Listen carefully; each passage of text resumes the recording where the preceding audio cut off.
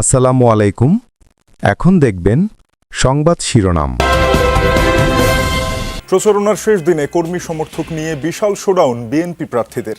জাতির উদ্দেশ্যে ভাষণে আইনের শাসন নিশ্চিত ও 1 কোটি কর্মসংস্থানের অঙ্গীকার তারেক রহমানের। দেশে দুর্নীতি নিয়ন্ত্রণে যতটা কঠোর হওয়া যায় বিএনপি সরকার ইনশাল্লাহ ততটাই কঠোর হবে। নতুন আঙ্গিকে দেশ পরিচালনার প্রতিশ্রুতি 11 দলীয় জোটের প্রার্থীদের। দাবি আদায়ে আর রাস্তায় নামতে হবে না জনগণকে, বললেন জামায়াত আমির। এক কথায় যদি বলি, দেশের মানুষ পরিবর্তন চায়, কিন্তু একটি মহল পরিবর্তনের বিরোধী।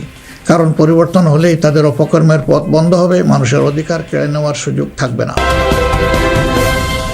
সমালোচনার মুখে ভোট কেন্দ্রে মোবাইল ফোন নিষিদ্ধের সিদ্ধান্ত থেকে সরে এলো ইসি।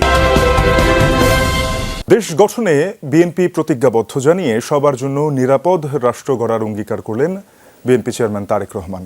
শেষ দিনের প্রচারে তিনি বললেন, বিএনপি ছাড়া এই মুহূর্তে দেশ চালানোর অভিজ্ঞতা যেমন কারণ নেই, তেমনি রাষ্ট্র গঠনেও অন্য দলের তেমন কোনো কর্মসূচি নেই। দলের পক্ষে জনরায়ের অনুরোধ করে বিএনপি চেয়ারম্যান বলেন, স্বাধীনতা ও সার্বভৌমত্ব মানুষের ভাগ্য পরিবর্তনের প্রতীক, ধানের শীষ। রাজধানীর লালবাগে জনসভার মাধ্যমে শেষ করলেন নির্বাচনী প্রচার। বাসায় ফেরার পথে বাবা মায়ের কবর জিয়ারত করেন তারেক রহমান।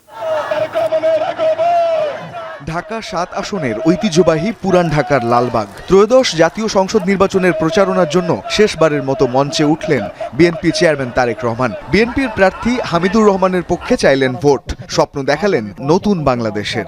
ইনশাআল্লাহ বিএনপি সরকার গঠন করলে পরে আমাদের যে সকল ভাই বোনেরা ট্রেনিং এর মাধ্যমে দক্ষ শ্রমিকে রূপান্তরিত হবে, তারা যখন বিদেশ যাবে, যদি তাদের অর্থ সংকট হয় তাহলে যেন তাদেরকে জমি বিক্রি করতে না হয়, বাপ দাদার জমি যাতে বিক্রি করতে না হয়, সেই জন্য আমরা তাদেরকে বিদেশ যাওয়ার জন্য তাদেরকে আমরা সরকার থেকে ঋণ প্রদান করব। এর আগে ঢাকা ৬ আসনের ধূপখোলা মাঠে বিএনপি প্রার্থী ইশরাক হোসেনের পক্ষে নির্বাচনী প্রচারণায় অংশ নেন তারেক রহমান। যোগ দেন ঢাকা ৪ আসনের জুরাইনে দলীয় প্রচারণায়ও। ঘনবসতিপূর্ণ এই এলাকার বিএনপি প্রার্থী তানভীর আহমেদ রবিন শোনান চরম দুরাবস্থার কথা। তারেক রহমান আশ্বাস দেন ১২ তারিখের পর ফিরবে সুদিন। মানুষের কর্মসংস্থানের সমস্যা, এই যে মিল ফ্যাক্টরিগুলো বন্ধ হয়ে যাচ্ছে, এই কাজগুলো আমাদের পক্ষে করা সম্ভব। ইনশাল্লাহ আপনাদের সমর্থনে, আল্লাহর রহমতে ধানের শীষ নির্বাচিত হলে, ধানের শীষ সরকার গঠন করলে এই কাজগুলো আমরা করব। শেষ ধাপের নির্বাচনী প্রচারণার অংশ হিসেবে এর আগে ঢাকা ৫ আসনের যাত্রাবাড়ি যান বিএনপি চেয়ারম্যান। প্রচারণা চালান এই আসনের বিএনপির প্রার্থী নবিউল্লাহ নবীর পক্ষে। বিকেলে বড় পরিসরে তারেক রহমানকে স্বাগত জানানো হয় ঢাকা ৯-এর বাসাবো তরুণ সংঘ মাঠে। বিএনপি প্রার্থী হাবিবুর রশিদ হাবিবের হাত ধরে সবুজবাগ, খিলগাঁও ও মুগদা এলাকার জলাবদ্ধতা সহ সকল সমস্যা নিরসনের প্রতিশ্রুতি দেন তারেক রহমান। মেগা প্রজেক্টের নামে আমরা দুর্নীতি দেখেছি, মেগা দুর্নীতি। দেশ থেকে বছরে $16 বিলিয়ন পাচার হয়ে গিয়েছে, কিন্তু জনগণের স্বাস্থ্য সেবা বৃদ্ধি করার জন্য যে হাসপাতালের সুযোগ সুবিধা বৃদ্ধি হবে, সেই কাজটি হয়নি জনগণের জন্য। আগামী নির্বাচনে ধানের শীষ সরকার গঠন করার সাথে সাথে দ্রুততার সাথে প্রত্যেক এলাকায় আমরা জলাবদ্ধতা সমস্যার সমাধানের কাজে হাত দিব। বিএনপি চেয়ারম্যান দিনব্যাপী ৮টি জনসভার শুরুতে প্রচারণা চালান নিজের আসন ঢাকা ১৭-তে। এরপর ঢাকা ১০-এ রবিউল আলমের পক্ষে কলাবাগান মাঠের জনসভায় অংশ নেন তারেক রহমান। ৮ আসনের মির্জা আব্বাসের পথসভায়ও যোগ দেন তিনি। রাতে নির্বাচনী প্রচার শেষে বাবা জিয়াউর রহমান ও মা বেগম খালেদা জিয়ার কবর জিয়ারত করেন তারেক রহমান। নির্বাচিত হলে আইনের শাসন নিশ্চিতের প্রতিশ্রুতি দিয়েছেন বিএনপি চেয়ারম্যান তারেক রহমান। জাতির উদ্দেশ্যে নির্বাচনী ভাষণে তিনি বলেন, সরকার গঠন করলে দুর্নীতি প্রতিরোধে সর্বোচ্চ কঠোর হবে বিএনপি। সংবিধানে ফিরিয়ে আনা হবে সর্বশক্তিমান আল্লাহর উপর আস্থা ও বিশ্বাস। 1 কোটি কর্মসংস্থানের অঙ্গীকার করে চাকরি না পাওয়া পর্যন্ত তরুণ তরুণীদের ভাতা দেওয়ার কথাও জানান তারেক রহমান। ফ্যামিলি কার্ড, কৃষক কার্ড এবং হেলথ কেয়ার চালুর কথাও জানান বিএনপি চেয়ারম্যান। ভোটারদের উদ্দেশ্যে বলেন, ১২ তারিখ আপনারা ধানের শীষের দায়িত্ব নিন, পরদিন থেকে আপনাদের দায়িত্ব নেবেন বিএনপির এমপিরা। বিসমিল্লাহির রহমানির রহিম। প্রিয় দেশবাসী, নির্বাচন সামনে রেখে বাংলাদেশ টেলিভিশনে জাতির উদ্দেশ্যে বিএনপি চেয়ারম্যান তারেক রহমানের ৩৭ মিনিটের ভাষণ। এ সময় ধানের শীষে ভোট চেয়ে নির্বাচিত হলে তার সরকার কি করবেন তার বিস্তারিত তুলে ধরেছেন। তারুণ্যের প্রথম ভোট ধানের শীষের জন্য হোক। ভাষণে দুর্নীতি প্রতিরোধ, আইনের শাসন নিশ্চিত এবং সরকারকে জনগণের কাছে দায়বদ্ধ করার প্রতিশ্রুতি দিয়েছেন বিএনপি চেয়ারম্যান। জানালেন, ন্যায্য রাষ্ট্রীয় সুযোগ পাবে জনগণ। দেশে দুর্নীতি নিয়ন্ত্রণে যতটা কঠোর হওয়া যায় বিএনপি সরকার ইনশাল্লাহ ততটাই কঠোর হবে। দেশে পুনরায় আইনের শাসন প্রতিষ্ঠিত হবে ইনশাল্লাহ। সংবিধানে আল্লাহর উপর আস্থা ও বিশ্বাস প্রতিস্থাপন করা, মহানবীর আদর্শিক ন্যায়পরায়ণ শাসন নিশ্চিত করার কথা বলেছেন তারেক রহমান। জানান, প্রশ্রয় পাবে না ধর্মীয় উগ্রবাদ। সর্বশক্তিমান আল্লাহর উপর পূর্ণ আস্থা ও বিশ্বাস, এই কথাটি সংবিধানে পুনরায় সন্নিবেশিত করা হবে। কেউ যেন বিশ্বাসী মুসলমানদেরকে বিভ্রান্ত করতে না পারে সে ব্যাপারে আমাদের সকলকে সতর্ক থাকতে হবে। ফ্যামিলি কার্ড, কৃষক কার্ড, হেলথ কেয়ার সুবিধা চালুর কথা জানান বিএনপি চেয়ারম্যান। কর্মসংস্থান সৃষ্টি ও চাকরি নিশ্চিত না হলে ভাতার বিষয়েও উল্লেখ করেন ভাষণে। বলেন, পাচার ঠেকানো গেলে অর্থায়ন সমস্যা হবে না।